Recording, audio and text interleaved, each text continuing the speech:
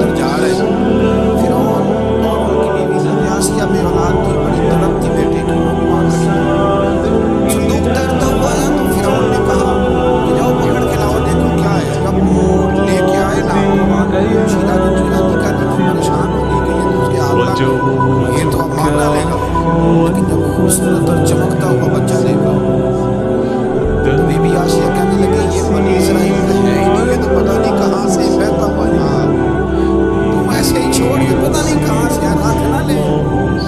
حضرت موسیٰ علیہ السلام کہنے لگا نہیں کہ موسیٰ علیہ السلام سے آسیہ کہنے لگی تیرے تو سر پہ نہ عباس سوال، ہاں تو کوئی لوگ تیرے یاد رہتے ہیں پتہ نہیں کہاں سے بہ گیا۔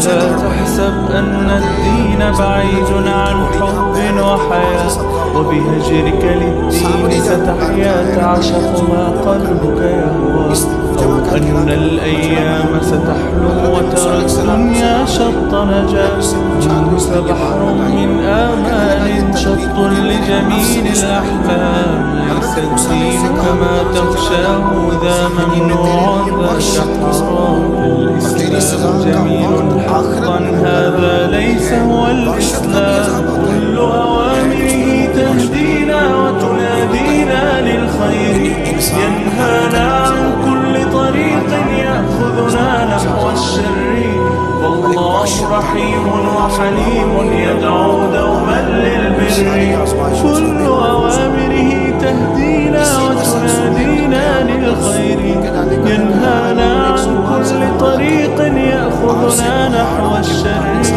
والله رحيم وحليم يدعو دوما للبر.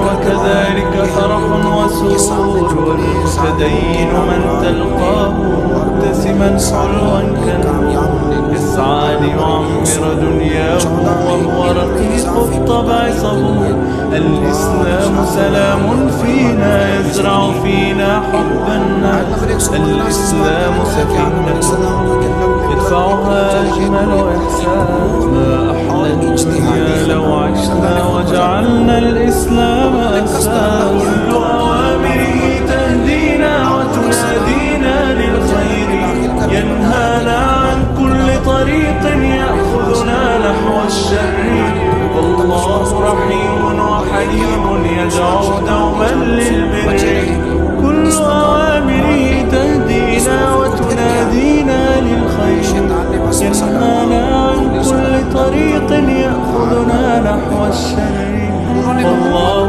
رحيم وحليم يدعو دوما للبر.